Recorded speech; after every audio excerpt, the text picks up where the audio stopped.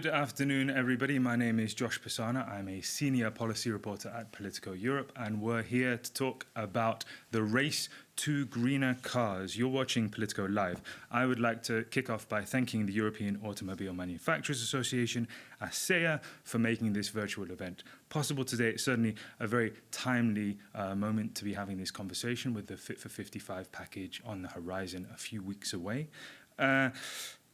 You can watch through 4 platforms, probably you're doing so already, Twitter, Facebook, LinkedIn, and of course you can watch this event through our event website as well. If you want to get involved, you can also do so, of course, by tweeting through @LivePolitico. You can ask questions via Slido. I can tell you there's already been a lot of questions lodged for this event. To do that, #GreenerCars is what you would use on both platforms. Slido is actually embedded below the live stream window on our dedicated website. If you're using any of the social media platforms, then you can also use the Slido app on computer or phone using, once again, the #GreenerCars. To see how that works, log into Slido now, and you should see the poll presented by ACEA. That's a very interesting question given the debate we're going to have today. When you buy your next car, will you take the plunge and buy an electric or fuel cell car? That is the question for you. A is yes for sure. B is no. I'm worried about not being able to charge, refuel my car whenever and wherever I need to. C is I would love to, but electric fuel cell cars are still too expensive in my view. So, we will come back to that poll result later, and we will introduce our guests for the discussion in just a moment. But first of all, let's hear a word from Oliver Zipse. He's the CEO of BMW. He's also the president this year of ACEA. So we'll switch to that video message right now. Dear Josh, ladies and gentlemen, I'm glad to have the opportunity to share some thoughts with you. CO2 emissions have a price tag for future generations that we have not sufficiently considered in our economic development until now. And it is now about time to do so. However, it should not lead to limiting our mobility, be it for the economy, for our personal relations, for social cohesion and participation. The level of mobility is a clear indicator of progress. Which picture do we have in mind when we think of Europe in 2030, 2040, or even 2050? Is the new Green Europe driven by a culture of bans and restriction? Or is it stimulated by innovation and competitiveness? I want to highlight 2 aspects in this regard. First, the need for effective collaboration. And second, the need to consider the social impact. European car makers are outperforming each other in launching new electric vehicles.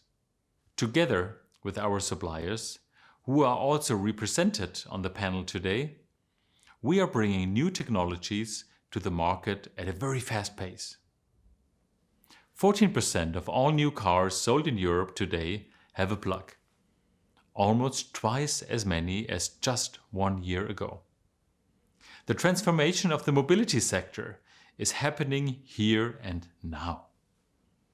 The automotive industry will fully contribute to the goal of a carbon-neutral Europe in 2050 in a technology-neutral and holistic approach. And under the right conditions, we're open to even higher CO2 reduction targets until 2030. However, the Green Deal must be mutually binding.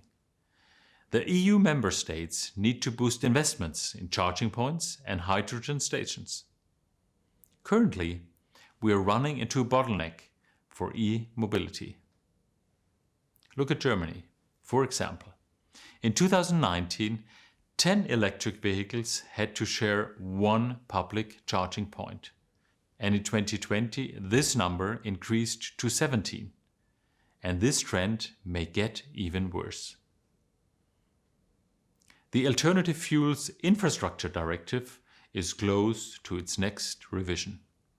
We urge the European Commission to produce a framework with a revised effort that will result in binding targets now for sufficient infrastructure across all member states. Without these targets, our transformation will lose momentum. This also has social implications, which brings me to my second point.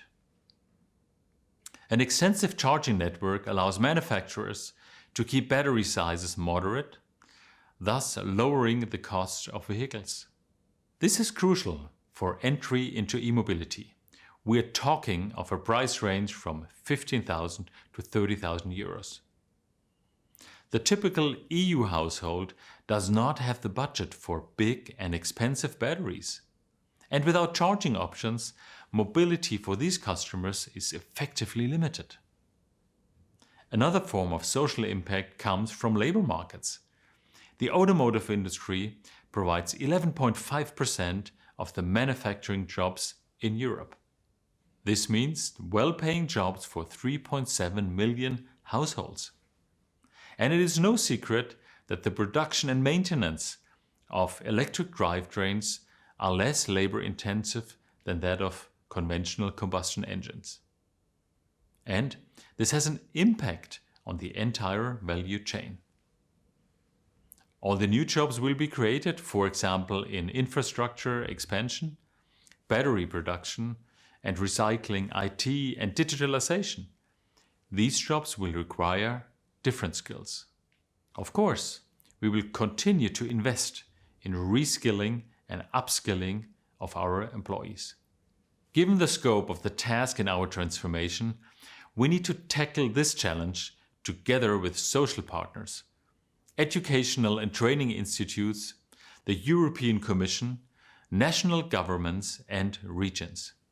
Ladies and gentlemen, the Green Deal can only succeed with a joint effort. We are all part of a team zero-emission mobility. I wish you now a great debate about how we can shape our way forward together. Thank you very much. Thank you, Oliver, for that succinct industry message out of Munich. And now let's get started. Let's hit the road with our panel discussion. Let me just introduce you to our four panelists on the table today. We've got Sigrid de Vries. She's the Secretary General of the European Association of Automotive Suppliers. Klepper. We've got Bas Eickhout. He's an MEP for the Greens. He's Vice Chair of the group and a member of the Envy Committee. He's been a long-term interlocutor when it comes to all things cars in the European Parliament. Then we've got Jude Curtin-Darling. She's the Deputy Secretary General of Industry All, so she's got a lot to say on the social dynamic of that transition. And finally, Christian Schmidt. He's recently moved in as the Director of Land Transport at DG Move, the European Commission's Transport Department. Welcome, everybody. Should just remind you to our viewers, before we get started with the discussion today, that you can, of course, participate again on Twitter, online, on Slido2, #GreenerCars, and our handle is @LivePolitico. So, panelists, I have a early and somewhat crude question for you. Is 2021 the year that we finally set the death warrant, so to speak, for the internal combustion engine? Is it the year that we set the phase-out date for petrol and diesel? What do you think, and when do you think the date should be set for that end? Sigrid, can I ask you first for your answer? Yes, thanks, Josh, and happy to be here and share a couple of our views. The automotive suppliers indeed design and manufacture all of these components and systems that are needed to achieve the ambitious goals for transport, for road transport. And suppliers are very much in the front line of that transformation. They are investing heavily in new technologies, creating new product portfolios, and they also have to transform and shrink, and in certain cases stop activities that they currently run with huge challenges and costs attached. And we work very well together with our main customers, the OEMs, the vehicle manufacturers, but a supplier cannot so easily just change supplier or in-source activities like an OEM can do. So there's quite a bit at stake because suppliers employ 1.7 million employees in Europe and are key innovators as well. So very important discussion we're having. And indeed, what we hear coming out of Commission circles, one of the scenarios is really to have a very quick phase-out date for the combustion engine, or setting emissions at zero. And without a role for renewable fuels acknowledged in the CO2 law for vehicles, indeed, that would be de facto a ban on combustion engine technology. It leaves OEMs no other choice than going electric, and you see that already happening. But what that actually means is that there won't at some point be any choice anymore. A car will have an electric engine, regardless of whether it fits the need or not, whether it's affordable or not, whether there is the green energy to fuel that car, and whether there is the infrastructure to charge or not. So just let me, state the obvious. Automotive suppliers, of course, fully support the Paris goals, and they have a real strong commitment. I mentioned all these new technologies that are being developed to achieve climate neutrality by 2050.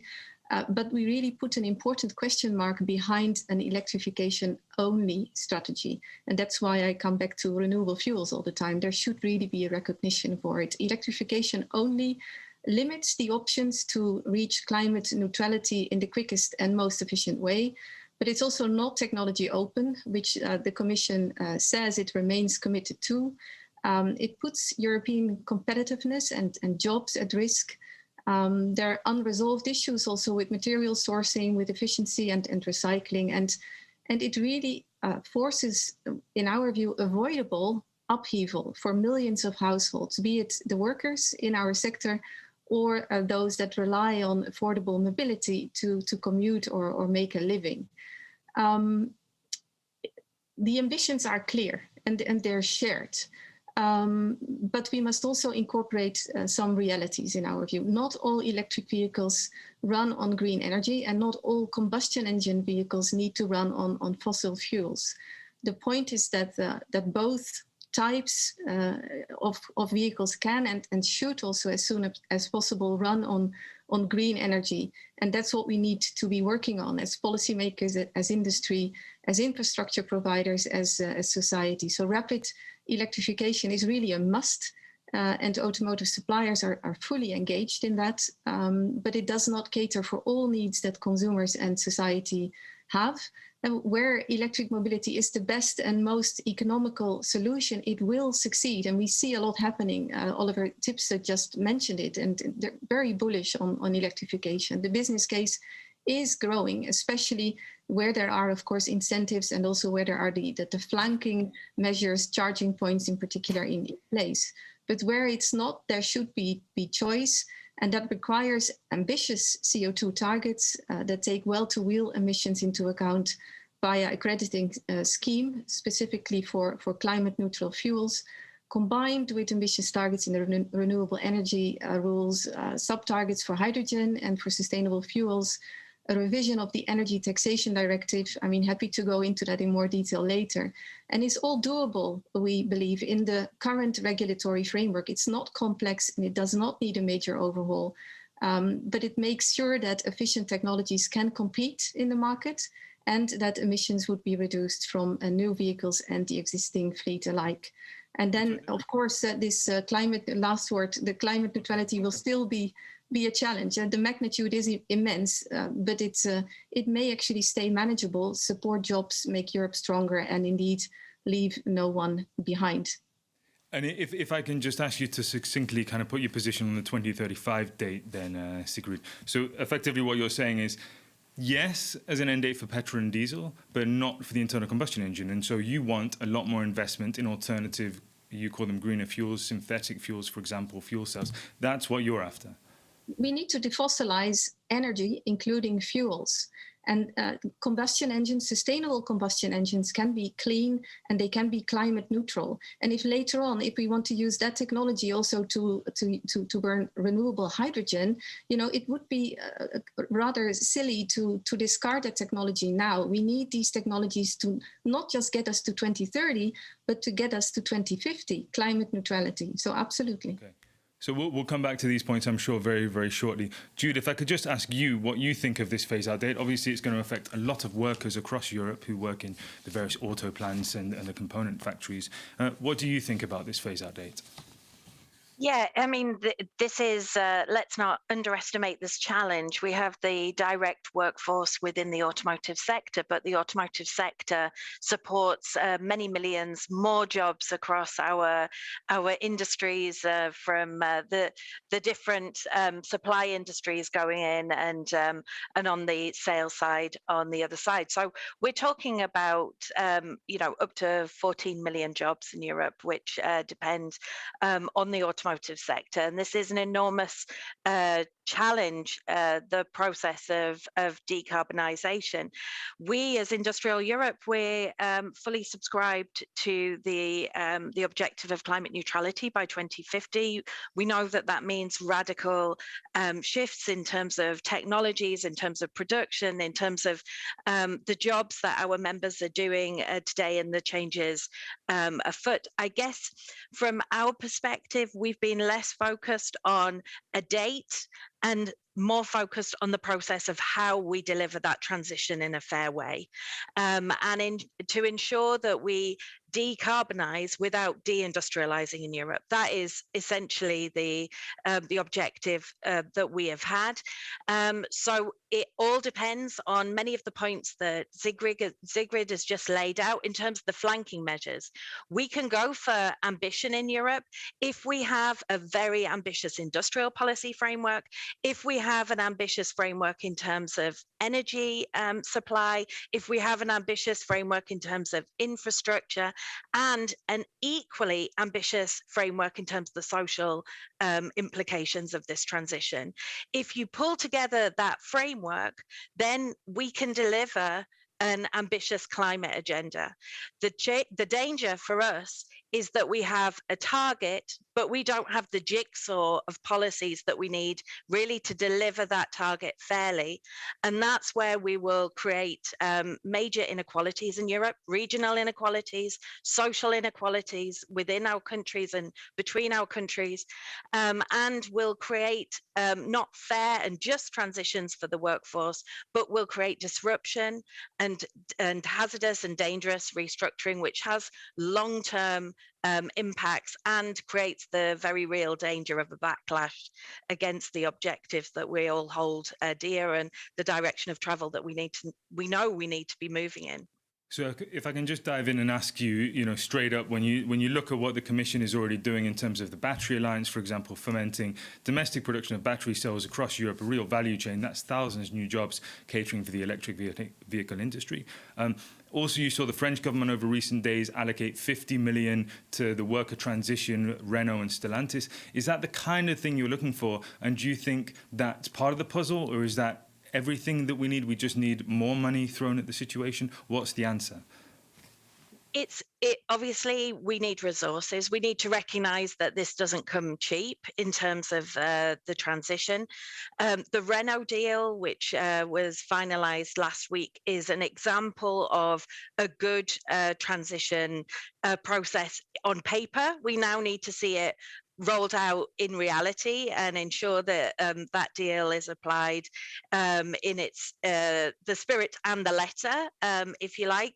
But look, at European level, we have some of the pieces of this jigsaw, but we have some really big gaping holes. We have no just transition framework for the automotive sector at European level. We have some elements of the skills agenda, but far too little. We have absolutely nothing in a number of key countries and regions which are highly dependent on, particularly on the supply side in the automotive sector. And it's there that the pain will really be felt if this framework at European level isn't put together in a clever and a coherent way. And that's what we're campaigning for. We can't say that with these small elements of the jigsaw puzzle, the social dimension is covered. It simply isn't. And until it is, we can't guarantee that this will be a just transition for automotive workers. And Baz, moving on to you, our reporting at Politico over recent days has suggested that you're going to have the Commission moving from a 37.5% cut to fleet-wide emissions for 2030 up to 60% by the end of the decade. That's obviously a huge rise. The auto industry is already saying that's going to be very tough. And then on top of that, the Commission is also mulling the 100% fleet-wide emission target cut for 2035. That would be completely new. Now, so far in the conversation, we've been a little bit fuzzy about whether or not certain dates are appropriate. Can I ask you to be quite direct on this? When should we mandate the phase out of the internal combustion engine? Or is, as Sigrid said, is it about also letting OEMs in the industry give their best shot at creating sustainable fuels, greener fuels, or should we just say that's it? No, thanks a lot.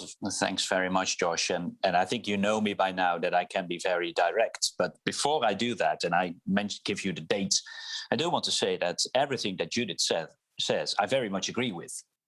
And I think this is also exactly the reason why we as policymakers need to be clear. We need to be predictable. We need to give clarity. And then indeed, we need to put flanking measures in place. I don't think we are serving anyone if we are, not being very clear, cutting around the bush, not making clear policies here, because the direction is clear. And this is not only a European agenda. Even General Motors, the American car industry, is making very clear statements. We will go all electric. And if all the car manufacturers are making that statement, then we have to make sure that it happens in Europe early on, so we can have the innovation. But indeed, then the infrastructure needs to be in place. Then it also means we need to clean up our electricity in order to have green cars. So all the flanking measures, and absolutely important, we need to have a just transition policy in place for the automotive industry, the entire supply chain. That is all crucial. If you have that in place, then we can talk about a transition that is worth doing. And for me, it is very clear that the European Commission needs to be at the forefront of that transition. So when you are putting up a date where you say there needs to be an end of a combustion engine, then make sure that you are stimulating the innovation and don't come up with a date where already the car manufacturers are going. Audi announced that in 5 years' time, they will go to electric. That's 5 years. What's the point of setting a very late date? So from my perspective, be clear, and we say by 2030, then you have the end of the combustion engine. We go all electric, and we make sure that we have clean cars on the street. And the last point, I hope in the discussions, we of course will also talk about mobility, because I think that point was very important by Oliver Zipse. He said we have to talk about mobility. Well, that is absolutely true. But mobility is more than just replacing a combustion engine by an electric engine. There needs to be a smarter and more coherent vision on our mobility entirely. Just replacing every car by an electric car is not a Green Deal. So just to follow up with you, Baz, look, we have the 2050 target. Everyone knows the direction we're going in 30 years' time. That's clear. Why not let the industry really decide how to get there? Because you hear a lot from auto executives that they feel they have the techniques, they have the research teams, they can try and carve out competitive advantages on things like synthetic fuels. Why mandate this from Brussels now instead of just leaving it to the industry to compete it out?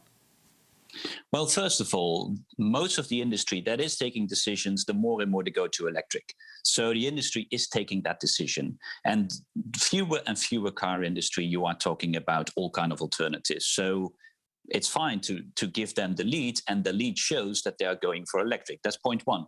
Secondly, this is about the clarity, because it will have huge implications for the infrastructure, for the entire supply chain. If you are just saying, well, we don't know for sure, let's muddle through for the coming 5 years, you don't have that clarity that is absolutely needed, especially for the people working in the supply chain. So this clarity is of utmost importance, and then you need to be also honest and clear as a policymaker. Third point, the alternative fuels are very popular on all kind of other ways. If we talk about biofuels, you talk to the aviation industry, they are gambling on it. They are gambling on e-fuels. They don't come for cheap either. They don't come for free. So at a certain moment, there is a limited supply. So we need to also think, where is the best efficient application possible? And then just for cars, transport, short mode transport it just doesn't make sense to talk about the alternatives. It just only creates smoke screens and it creates unclarity. And I don't think we're serving anyone with that. Okay, so we're going to dive over to Christian in just a second, but I can see that Sigrid would very much like to enter the fray. So in the interest of a dynamic discussion, I'll give you the floor just for a minute, Sigrid, to make your riposte to Bas. Great. Well, I thought you made a very important point there in your follow-up question, Josh, about choices made by industry or not. I disagree with Bas. I think the choices that industry currently makes are regulation-driven. They're not market-driven. And we also see that in how difficult it is to get the market to respond in those countries where there are no huge incentives in place. And a second point to this is that from an engineering perspective, and our industry, OEMs and suppliers, great engineers there, lots of ingenuity and solutions orientation. From an engineering perspective, it's just very difficult to conceive why options and technologies would be discarded that help meet the objectives more quickly and efficiently, only because politically it seems very difficult to go that road. So this, of course, is all about technology neutrality, which is a long-standing principle in EU law for very good reasons. And also only the other day, over, I think, almost 200 scientists signed another letter to the European Commission stating, please, keep technology neutrality, keep that alive, and give a role to liquid and gaseous fuels, renewable they should be, apply sustainability criteria, but go that road and don't declare or prescribe any solutions that you don't know today where they will lead you to in 15 or 20 years from now. So we will come back to this point because there is also a counter case to what you say in favor of electrification that many OEMs and, of course, the CEOs of Volkswagen, for example, are very clear on, and Tesla too. But just for the moment, let's just switch over to Christian to talk about the Commission stance. I presume, Christian, that you spend the morning filling in the X's in the finished drafts of the two pieces of legislation your department is drafting for the Fit for 55 package. That's the CO2 standards for 2030 and then also the Alternative Fuels Infrastructure Directive. Can you just confirm to us now that you are looking at the 2035 date for zero emissions from company car fleets or car fleets generally, and also give us some hints as to what's going to be in AFID too? Thank you, Johnson, and also thank you to the fellow panelists for very great points made so far. I'm a bit at a disadvantage, of course, that the political masters in 3 weeks will come forward with a major package on this, and I, of course, cannot preempt the target setting. I'll leave that to the political level. But we are here with the road transport community.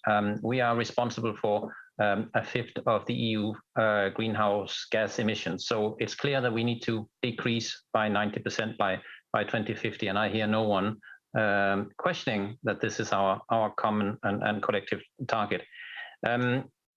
You asked whether this will be the year of the death penalty. First of all, we are principled opponent to the death penalty in the European Union for one, but I'd put differently. I would say this is this is the year where we are sending a very crucial signal to the automotive industry and to the world as a whole, that the transition is happening. And I would say not just because of regulation. The market has already responded. The sales of electric vehicles in 2019 was just 3% of new car sales.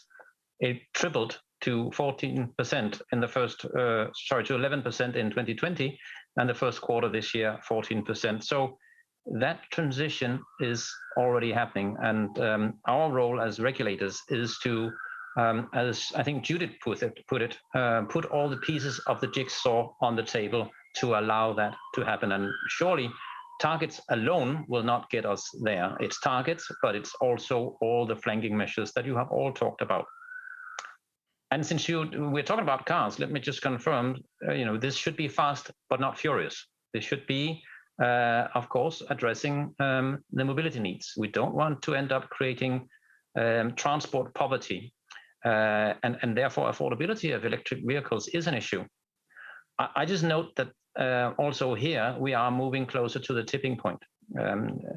Calculations have been made that if you include all the total costs of ownership something you may not necessarily do when you stand with the choice of buying a car in a showroom. But if you include the lower fuel costs, the maintenance costs, and all of that of electric vehicles, you're coming very close to a tipping point where an electric vehicle is a very good economic option, and it's been calculated we'll get there in 2025.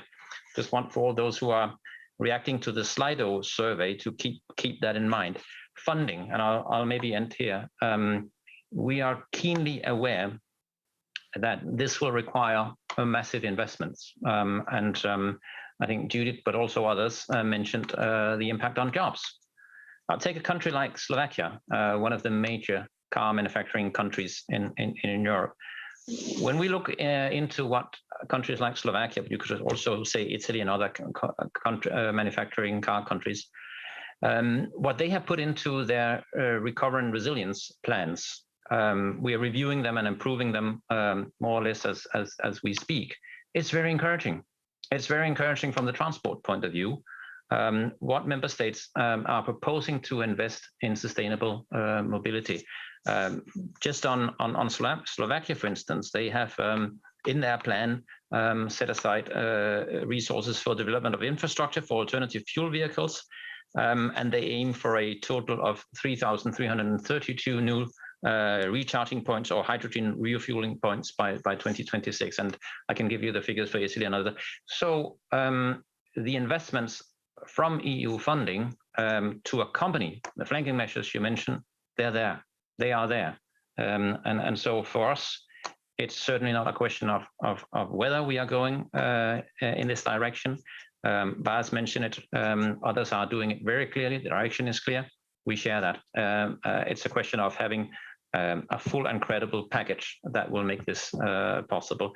So sorry, Joyce, the political targets will be announced in 3 weeks' time on the 14th of July. But these are the other policies that are on the table. And you asked about AFID.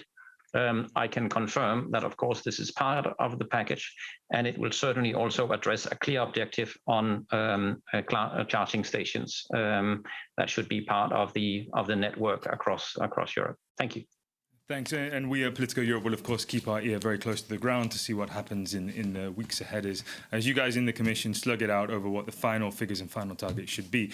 But just to follow up with you very, very quickly, because what Sigrid said, I think, earlier was quite interesting, is, this is a regulation-driven change in the market to electromobility now. And I wonder, the classic chicken and egg dynamic that is happening here, what should come first, the electric car sales or the mass rollout of charging infrastructure to support those sales? And one of the big things that drags on people's enthusiasm for switching to a clean car is the fear that they won't be able to drive across a country or on holiday and find enough charging points. So maybe, Christian, I could ask you and then switch this back to our panelists. Specifically, what do you think comes first? Is it the cars or is it the charging infrastructure? Well, like the answer to the chicken and egg, they come together. I certainly don't think that we should set it as a condition that these charging stations are there in a certain number of before we set other targets. As I mentioned, the network is expanding very, very fast, and investments are going into it from member states from the Next Generation EU funding facility. The first million, as people say, is always the hardest. So once we get over that tipping point, hopefully very soon, of course, it's going to be much easier to accelerate the deployment. So no conditionality on not having charging stations in place, because they are being built, including with EU funding as we speak. So that's you saying that there shouldn't be perhaps binding targets on new charging infrastructure because the rollout is happening apace as we see. Correct. Okay, that's an interesting point. And just not to just stay on you for the whole conversation, Christian, but also just on the issue of conditionality. So the auto industry, as we've heard earlier, are very enthusiastic about meeting climate targets now. They understand this is a necessity. They're going to do it. But they wonder whether or not the CO2 targets and you guys ramping up the pressure on them to sell more clean cars is going to come with conditionality inside AFID to make sure that, yes, the targets will ratchet up for CO2 cuts, but at the same time, that'll be based on how far countries roll out charging infrastructure. Will you also be doing that? That, Josh, I think I must leave to the College of Commissioners. We are finalizing the proposal, so bear with me. In 3 weeks or so, you will have the answer. Okay, thanks. And Sigrid, looking at this situation, would you say it's the charging infrastructure that needs to come apace before car makers can really be expected to drastically ramp up the sale of electric cars? Well, there should, in any case, be conditionality. Absolutely. The consumers, users of vehicles and drivers, they need to have confidence in this technology and this solution. Otherwise, they won't use it. And then I leave affordability aside for a moment because it's not in reach for everybody today. But indeed, there is conditionality needed from the point of view of industry. And the current numbers put in the air are not enough. So we would indeed hope and expect for the Commission to come out with binding targets. The signals that we are hearing so far are not very promising to that extent. But I think it's absolutely crucial that that happens. You cannot put such a change, such a transformation on industry in such a short time. And industry is fully ramping up to play its part. I mean, the OEMs and also suppliers, it's really and.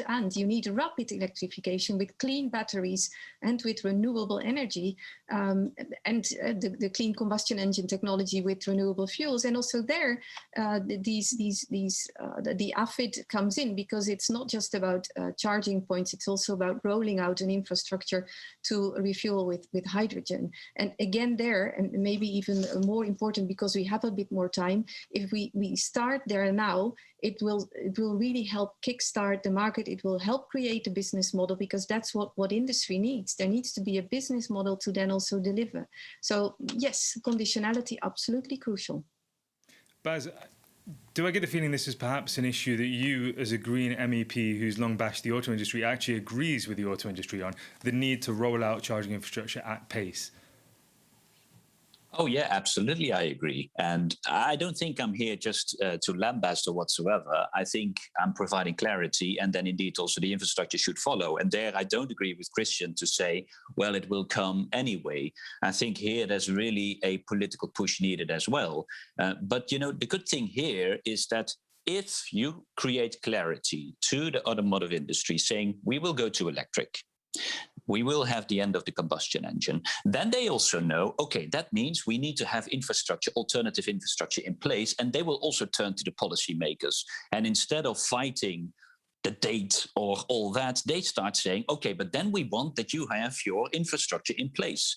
I had a good talk with the CEO of Volkswagen, Herbert Diess, and he also said, okay, we will go electric, but then please make sure the infrastructure is there. And it's fully right. But then I also said to him, but then you need to side by side go and lobby the Commission, the national governments to make that happen. So there you see the dynamics of policy making is also changing because of that. This is a transition that is ongoing. It is happening. And this is also to Sigrid. The world is changing and we are in the middle of it. This is not policy driven. This is technology driven. This is cost driven. That change is happening, and better prepare for it and better make sure that you embrace it and be ahead of the curve and embrace the innovation and make sure it's happening here instead of creating smokescreens. I'll just go to Jude quickly to follow up on this point. Jude, I'm really interested when you talk about the transition in the workforce, because of course I say that I think there's 14.6 million workers in Europe's auto industry. Where potentially are the growth areas? Because we know that, for example, making electric cars is far less labor intensive than it is to make ICE-equipped cars. So I wonder from your side, what are the growth areas? Installing charging stations, for example, could be a really big growth area for jobs moving forward. Do you see that too? Yeah, maybe just on the last point, on the last discussion, I mean, it seems incredible to me that the Commission wouldn't see as part of that policy jigsaw that you would have to have very strong binding targets in relation to infrastructure to ensure that you also deal with questions of equity, because there's a social dimension also to the whole infrastructure discussion for people living in multiple occupancy buildings, workers in offices. I mean, all of these questions have to be dealt with in that infrastructure discussion as well. But look, when we're talking about the employment transition, we're talking about a colossal transformation of an industry. It's not just decarbonisation. Our members are being confronted by the challenge of decarbonising at pace, the challenges of digitalisation and the transformation of industry as a result of digitalisation, which potentially has larger employment impacts in some ways than decarbonising, and in a context of global competition and the pressure on price and constant pressure on labour costs. So all of that combined has to be managed in a socially responsible way, not just by policymakers, but also by the industry. And that's where, when we talk about a just transition framework, we're talking about a framework around the anticipation and management of change, in effect. And it's this combination of the megatrends which have to be addressed. And that's going to mean that there are parts of the workforce which we see reduced. Some parts of the workforce will be very, very heavily hit, particularly lower skilled, blue collar production line jobs. In all of the employment forecasts, that's one area of the workforce which is set to reduce down. You have an enormous increase in the need of skills when it comes to higher skilled roles, roles related to IT, as we heard in the introduction from BMW, but also different kinds of engineering skills, a shift from mechanical engineering to more chemical engineering skills. And the latest study that we've seen, which I don't want to spoil their excitement to reveal it, it's going to be revealed later this month. Feel invited to spoil the excitement and give us a scoop now on this report. I'll just give a figure. It estimates we need to retrain something in the region of 1.6 million workers in Europe. Now, you can't do that in a piecemeal way, and you can't do it just relying that companies will automatically, for their own good, invest in their own workforce. We need to do this in an organized way with a framework, a legal framework, in our view, at European level on the anticipation and management of change. And luckily for us, in 2013, the European Parliament actually proposed that in an own initiative legislative report, which was a framework around how you manage mass industrial change. And I think that the European Parliament, the European Commission, should re-look at that report. It's commonly known as the CIRCAS report, because it sets out a view of how you can manage large-scale restructuring and anticipate change in the way that we're seeing. And we need to ensure, and this is really important, that we're talking about reskilling, we're talking about upskilling. This is real, it's expensive.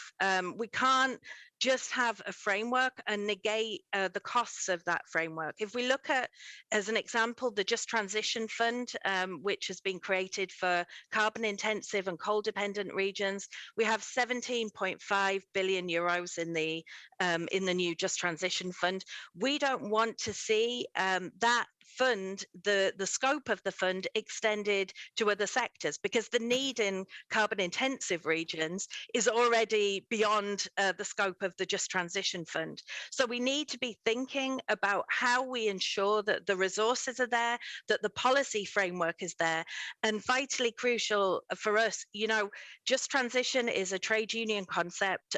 It's come into common parlance, but underneath it, we have the ILO guiding principles on just transition. And at the center of that, it's about negotiation.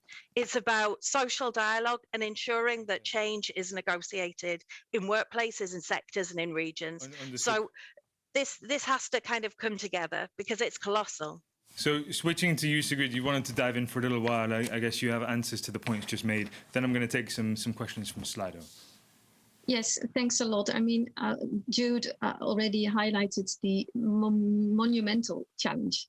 Indeed, 1.6 million people that need to be up and reskilled. There will be jobs disappearing. There will be others also created, but they will be very often be for people with different skills in different locations, and also maybe not synchronized in timing. So it's not so simple. It's not an easy net sum game.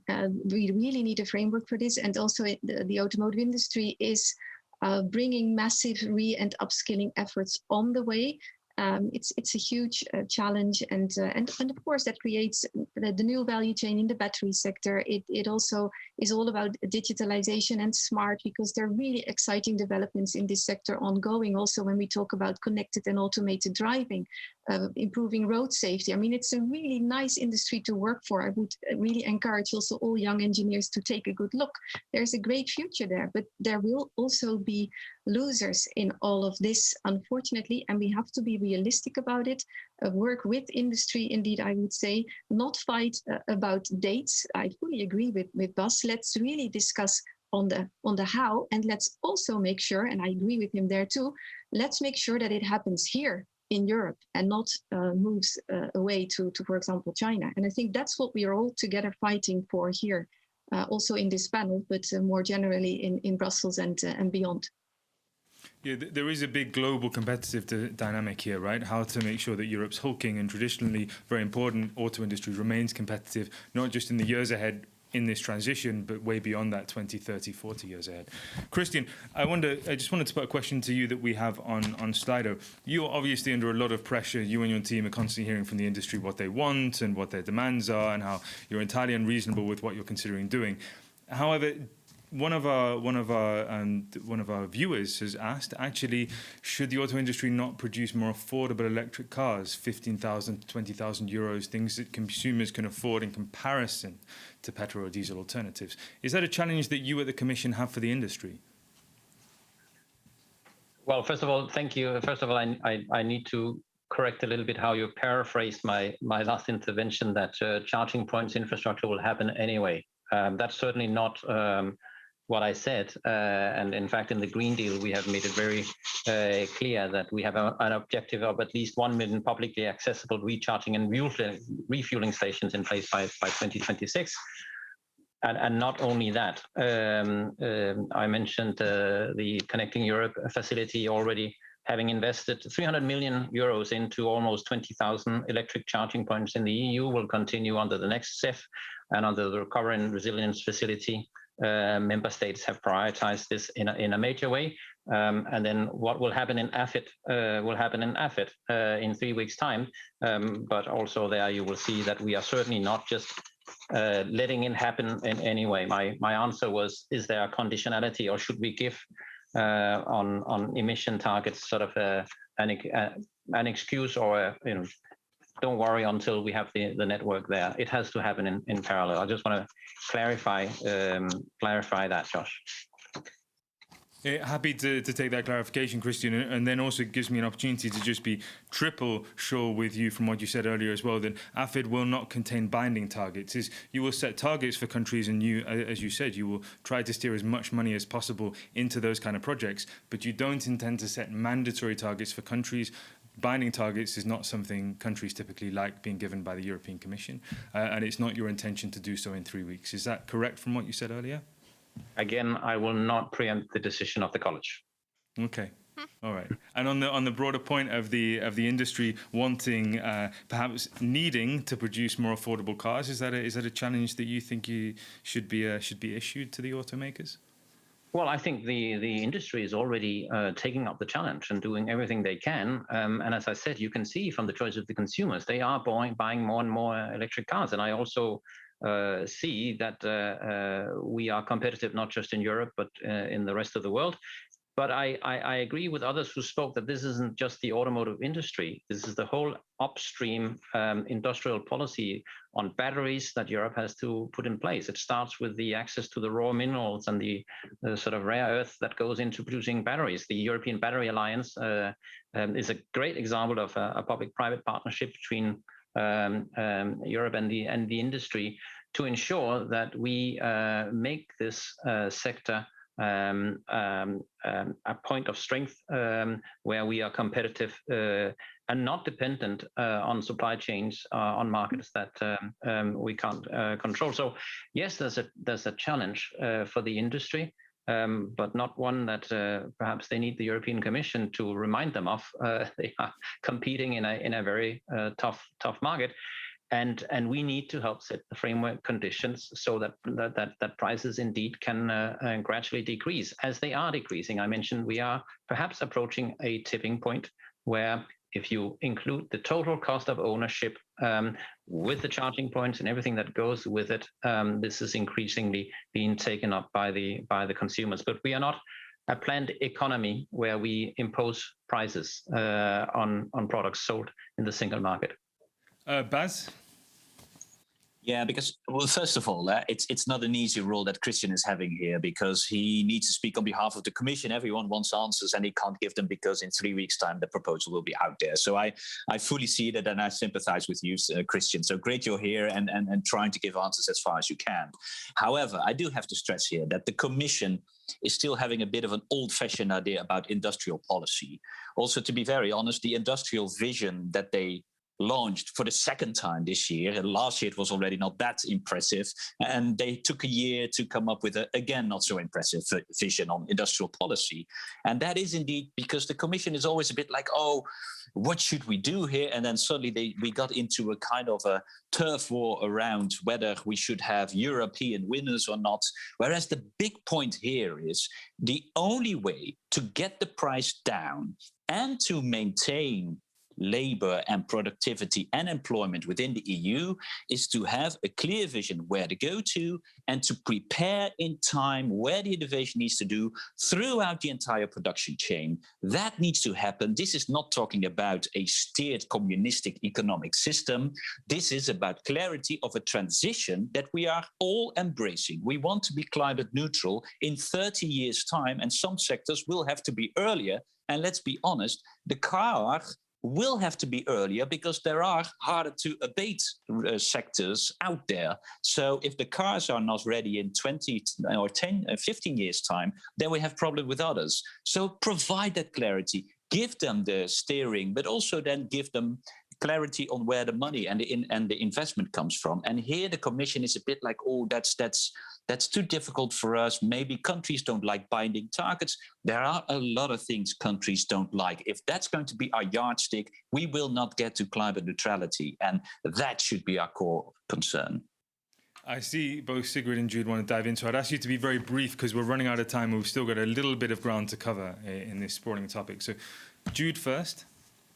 Yeah, no, I just wanted to kind of flag up the thing which we're not talking about as well is that the regional inequalities across Europe also extend to car ownership. So we have regions where the age of the cars is far older than other regions, and this market within Europe, within the internal market of new cars from Western Europe being sold as in the second-hand markets of Central and Eastern Europe. So I think when we're looking at the overall framework and that jigsaw, we have to take into account those regional differences as well, because we haven't really talked about how we stimulate a second-hand market for electric vehicles, how we ensure that affordability for the existing car fleet is there as well. And if we're really serious about dealing with equity questions,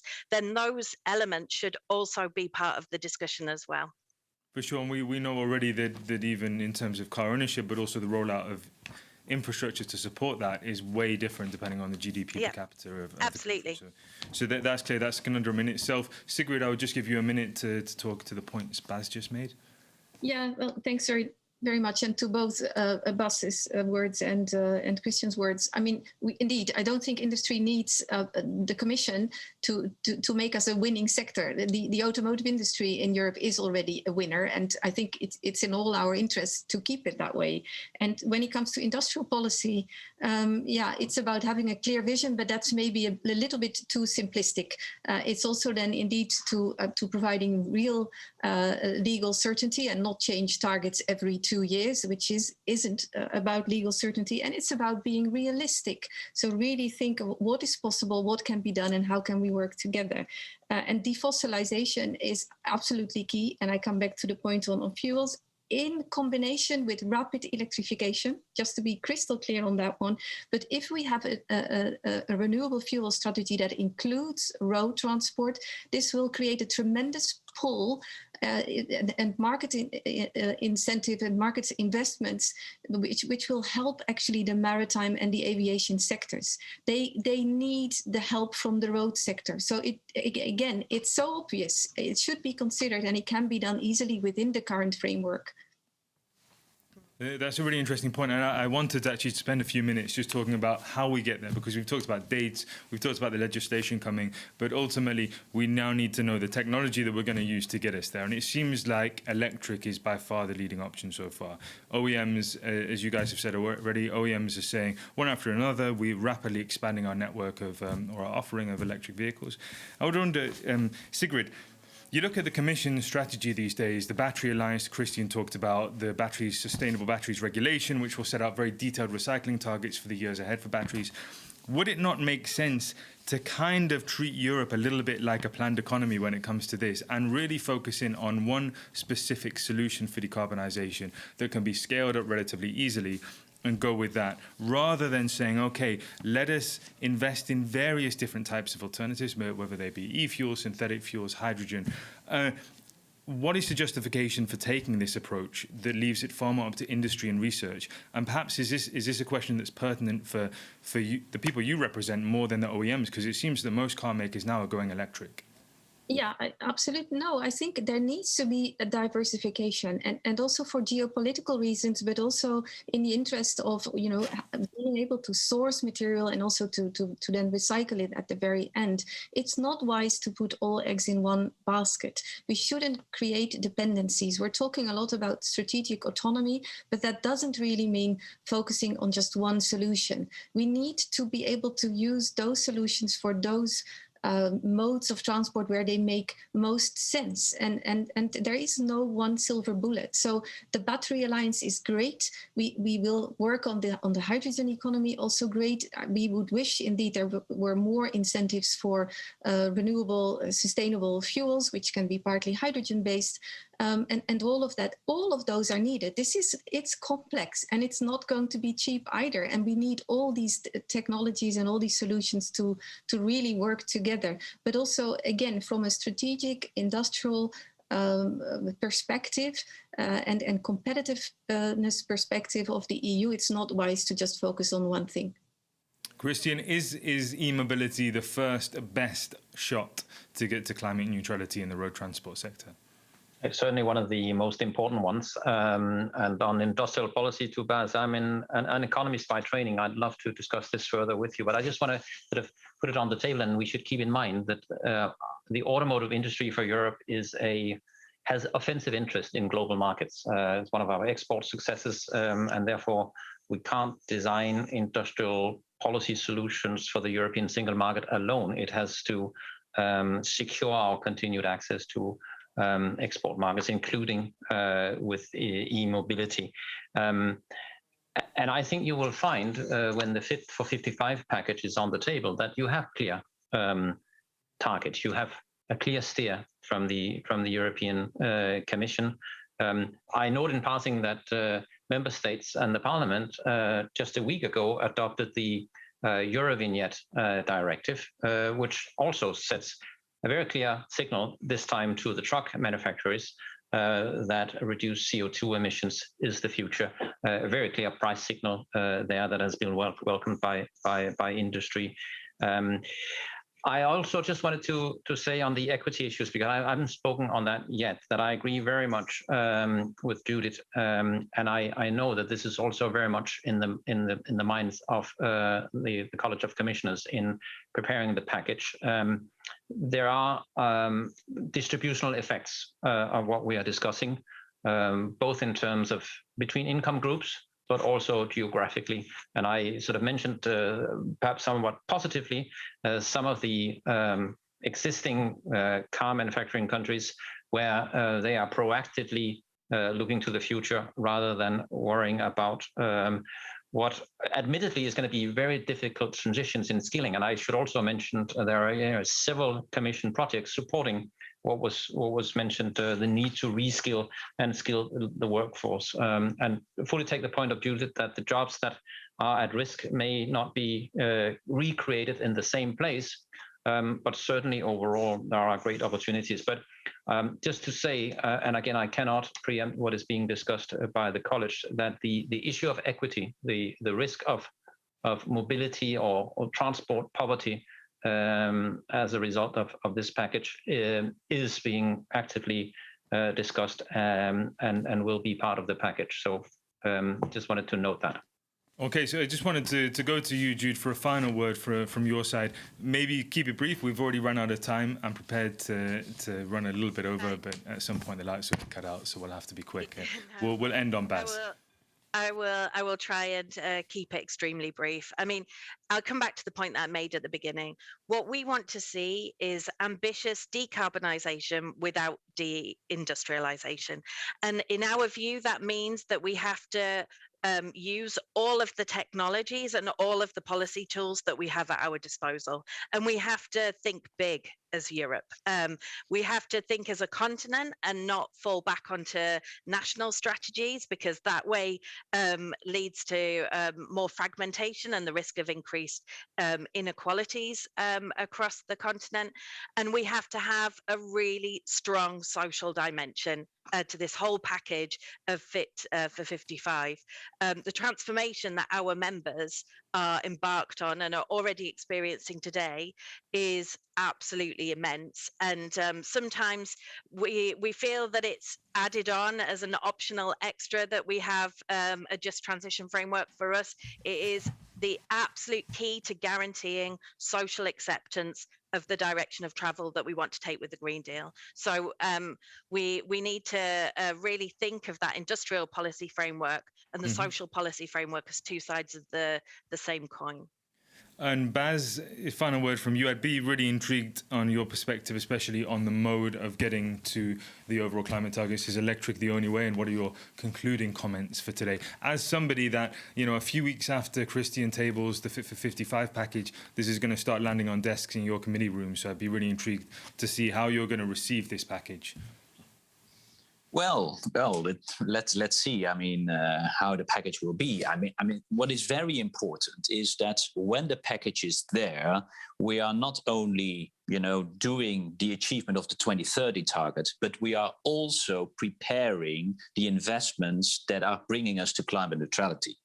Because 2030 is just tomorrow, but climate neutrality by 2050 is the day after tomorrow. And the package, what I'm sometimes a bit afraid of is so much focusing on the 2030 and we are getting there. Are we putting in the right incentives that really brings in the innovation towards Europe also beyond 2030? Because quite some sectors which are harder to abate will need the innovative steps the coming 10 years in order to become climate neutral after 2030. And before that, you go for those sectors who can already deliver climate neutrality earlier on. And road transport is a sector that is at the forefront and can deliver faster. And that's why I'm pushing so much on the road transport. Be fast, because other ones need to follow. And this is also the secret. I'm also not claiming that I'm not betting on one technology, because there are many other modes of transport out there. So we are talking road transport, which is almost the easiest way. We're talking about maritime, aviation, long-range transport. There are a lot of other issues out there. So the variation will be there, but then let's make use of the efficient ones short-term. And that, no matter what, and you see it, all the market players are going in that direction, is electric. There will be alternatives for the other ones, but provide that clarity. Also to make sure that when we are doing this transition, which is a challenge for the sector, that they can be prepared and can really be in time in reskilling and upskilling, because that needs to happen now. Otherwise, we are achieving a target but are losing the people down the road.